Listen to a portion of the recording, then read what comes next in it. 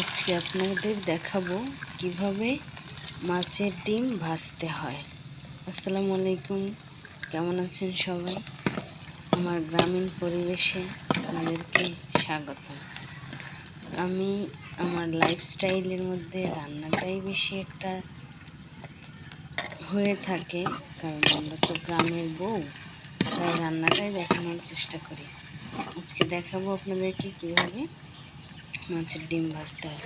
প্রথমে তেলটা কড়াই বসাবো, তারপর কড়াইয়ে তেল দিব। কড়াই গরম হওয়ার পরে তারপরে পেঁয়াজ কুচি দিয়ে দিব। পেঁয়াজ কুচি ভাজা হয়ে গেলে একটু মশলা, হলুদ, মরিচ এবং লবণ দিয়ে দিব। দিয়ে কিছুক্ষণ কষিয়ে তারপরে এটার মধ্যে কাঁচামরিচ চাইলে অ্যাড করতে পারেন, যারা খেতে পারেন না তাদের ইচ্ছা। তারপরে এগুলি কষিয়ে একটু সময় মাছের ডিমটা দিয়ে দেব।